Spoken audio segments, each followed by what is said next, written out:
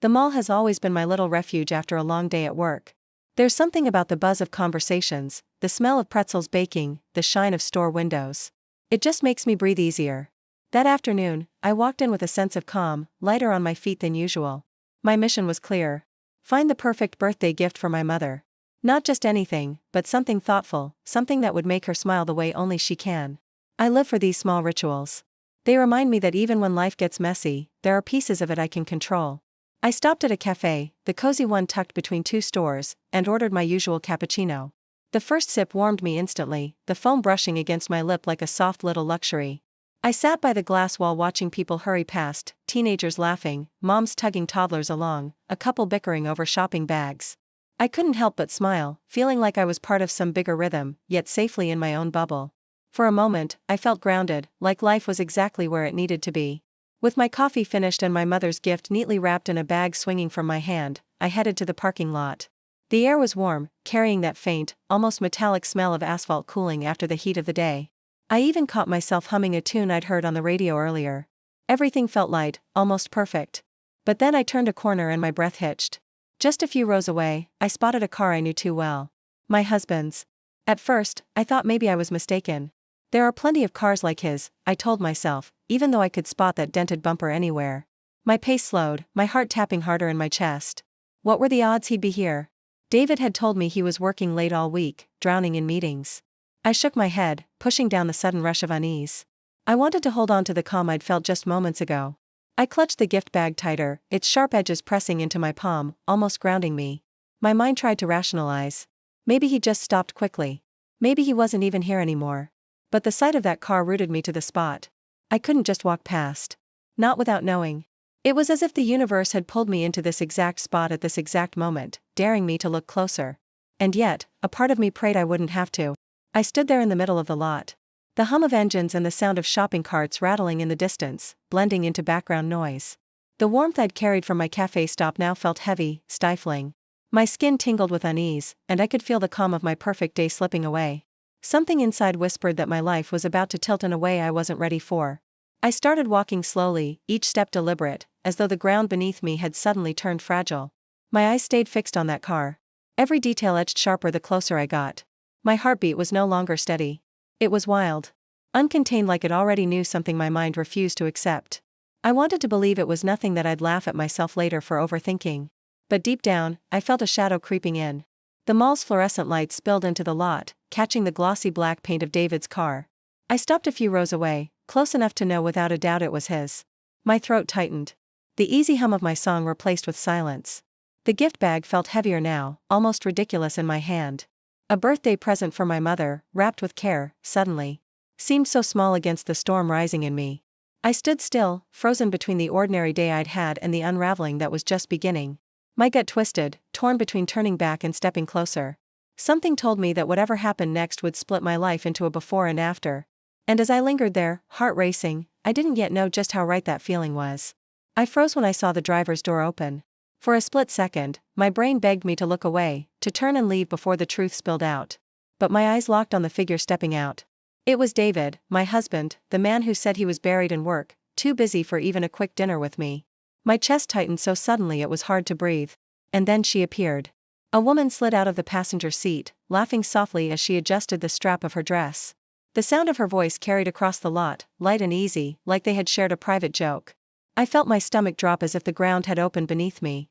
She leaned closer to him, her hand brushing against his sleeve like it belonged there. I could barely process it. Before I could even blink, David bent down and kissed her. Quick, casual, familiar. My whole body went cold, like ice rushing through my veins. I wanted to scream, to run, to make it all stop, but I couldn't move. Instead, I stayed hidden behind a row of cars, clutching the gift bag like a shield. Every instinct in me screamed that nothing would ever be the same again. I crouched slightly, my heart pounding so loudly I was sure someone could hear it. They walked together toward the mall's exit, still laughing, completely unaware that I was just a few feet away. I could see the ease in his body language. The way his hand brushed the small of her back, guiding her as if it were second nature. That simple gesture gutted me more than the kiss. It wasn't just a fling. It was intimacy. I pulled my phone from my purse with trembling hands. My fingers shook as I unlocked it, the screen glowing harsh in the dim light of the lot. For a second, I hesitated, asking myself if I really wanted proof of what my eyes had already seen. But then a surge of clarity hit me. This wasn't about doubt. This was about survival. So, I lifted the phone and snapped photo after photo, capturing every cruel detail. Each click of the camera felt like a betrayal carved into stone. My chest was tight, my breath short, but I kept going until I knew I had enough. I didn't want a confrontation. Not here, not now. No shouting match in the middle of a parking lot. I wanted something more permanent, something that would burn when the time was right. And in that moment, a vow formed inside me. He would regret every single lie. I lowered my phone slowly, my hand still trembling, and pressed it against my chest like it was the only thing holding me together. David's laugh echoed faintly as he walked farther away, his voice mixing with hers, carefree and warm. That sound used to be mine, a melody stitched into the fabric of our life. Now it was poisoned. Every note of it cut through me, sharp and merciless. For a moment, I just stood there paralyzed, my whole body humming with disbelief. The parking lot around me blurred, headlights passing, strangers talking, carts clattering against pavement. None of it registered. All I could feel was the weight of betrayal settling deep into my bones. My marriage, my trust, my sense of safety, it all cracked in a single heartbeat. I was no longer the same woman who had walked into the mall that afternoon. But instead of collapsing, I straightened my back. If he thought I'd break, he didn't know me at all. No tears. Not yet.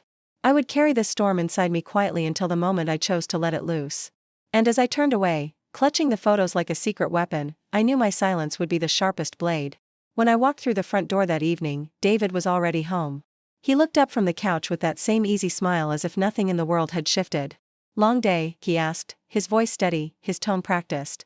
I forced a small nod, setting my mother's gift bag on the table, my face calm. Inside though, it felt like a storm had taken root in my chest, beating against my ribs with every breath. We sat down for dinner, the same routine as always, plates, silverware, a soft clink of glasses. He talked about work, about deadlines and meetings, weaving the same excuses he had fed me for weeks. I listened, nodding at the right times, even asking questions. But every word that left his mouth felt like a fresh lie burning the air between us. My hand stayed steady, my smile faint, though inside I was unraveling thread by thread. I studied him differently that night. The way his eyes darted when I asked certain questions, the slight pause before he gave an answer, it wasn't just suspicion anymore. It was confirmation, layered over confirmation, and I matched his performance with my own, giving him no reason to suspect that I already knew, that I had seen, that I had proof. My silence became my armor, and he had no idea how dangerous that really was. The next morning, while David showered, I sifted through the pockets of his jacket hanging carelessly by the door. My fingers brushed over folded receipts, small scraps of his so-called late nights, a bar tab, a boutique purchase I never received. Each slip of paper was a thread, and together they were the story he thought he'd hidden. I tucked them away, careful not to disturb a thing. My heart pounded, but my face would later wear only calm. At work, I found myself replaying the parking lot scene in my mind like a cruel film. Each time I closed my eyes, I saw the kiss, the way she touched him, the lightness in his laugh. But instead of spiraling, I let it fuel me. I started saving his text notifications when they flashed on the screen, memorizing his excuses, building a collection of truths he didn't know I had. Quietly, piece by piece, I was constructing the puzzle. When I returned home, he kissed my cheek like always, oblivious. I smiled back, my mask flawless. But inside, I was already steps ahead. Every lie he told, I stored away, carefully labeled and locked in my mind. And as he carried on with his performance, I began to picture the day I'd flipped the script, the day I'd finally let the truth speak louder than his rehearsed lines. By the end of the week, my folder of quiet evidence had grown heavy. The photos from the parking lot sat at the center, cold and undeniable, but now they were surrounded by screenshots, receipts, and carefully observed patterns. Every time David looked at me across the dinner table, I wondered if he could sense the trap forming beneath his feet. But no, he was too wrapped up in his own web, convinced I was still the blind, trusting wife. At night, I'd lie awake listening to his steady breathing, the rise and fall of his chest beside me. I wondered how many times he had come home from her arms straight into mine. The thought burned, but I didn't let it consume me. Instead, I stored it like firewood, fuel for when the time came to burn everything down. My silence was no longer weakness. It was strategy. I started to notice how ordinary life looked from the outside. Neighbors waving, friends checking in, the two of us appearing solid. But behind closed doors, I held the truth like a blade, sharp and ready. He had no idea how close his downfall was. No clue that every step he took was leading him straight into my hands. And soon I would decide exactly how and when to let him fall. When I suggested hosting a family dinner, David's face lit up. He thought it was my way of showing affection, of reminding everyone that we were still the perfect couple. I played my part beautifully, brushing his hand in public, leaning in close, whispering little endearments that made his parents smile. Inside, I was ice. Every sweet gesture was rehearsed. Every smile sharpened into a weapon he couldn't see coming. I invited his parents, his closest friends, even a few people he admired deeply. To him, it looked like a celebration of us, a showcase of unity. He walked around the house humming, completely unaware that he was preparing for his own humiliation. I set the table with care, polished the wine glasses, and placed candles just so. To the outside world, it was love. To me, it was the stage for a reckoning. The night of the dinner, the house filled with laughter and clinking glasses. David thrived in the spotlight, telling stories, soaking in the admiration. I sat beside him, nodding, laughing, letting him bask. But underneath, my pulse was steady, my mind clear. I knew what was coming, and I savored the anticipation. Every second that passed brought me closer to the moment the mask would shatter. After dinner, I stood and tapped my glass lightly, drawing everyone's attention.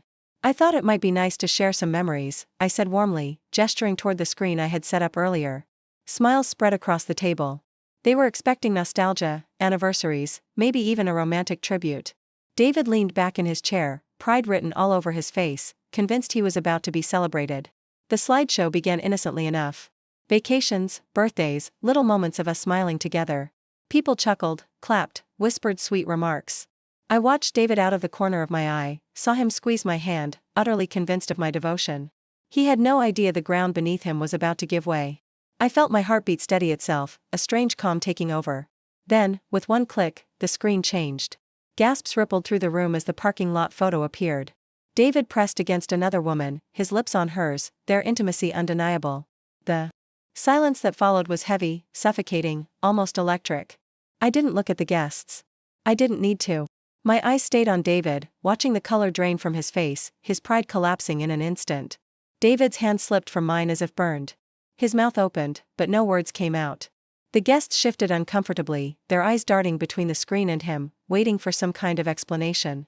His mother's fork clattered against her plate, his father's jaw tightened. The air grew so heavy it felt like even the candles flickered under its weight. And there he sat, pale, caught, stripped of the charm he loved to wear. I didn't say anything. Not yet. I let the silence stretch. Let him drown in it.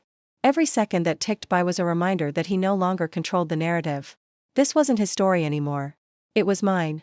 He fumbled for words, stammering something about a misunderstanding. But no one believed him. The evidence was right there, larger than life. Undeniable. His empire of lies had cracked wide open. And I sat perfectly still, calm, composed, the center of gravity in that room. My heart no longer raced. My breathing was steady. I had waited for this moment, crafted it with patience, and now it was unfolding exactly as I intended. Yet, I wasn't finished. The real blow was still waiting, the one that would turn this humiliation into a final, irreversible reckoning. I finally rose from my chair, the weight of every eye in the room shifting to me. This, I said calmly, gesturing toward the screen, is what David was doing while telling me he was working late. My voice didn't shake. In fact, it carried stronger than I expected, cutting through the silence like a blade. I saw faces turn toward me, some in shock, others in sympathy. David's eyes pleaded, but I didn't flinch. I reached into my bag and pulled out a neatly folded stack of papers. I've already spoken to a lawyer, I continued, my tone steady, deliberate, and I've already moved my things. I slid the divorce documents across the table toward him, watching his hands tremble as he realized this wasn't just public shame. This was the end. His greatest pride, his family's approval now crumbling in front of him. His mother gasped, his father shifted uncomfortably, and his friends sat in stunned silence. David tried to speak, his voice catching on half-formed words, but I cut him off with a look that said everything. This wasn't a debate. This wasn't a conversation. This was my verdict, and I wanted him to feel every ounce of the disgrace he had so carelessly earned. I turned back to the guests, my voice softer now, but no less firm. You all deserve to know the truth, I said, my gaze sweeping across the table.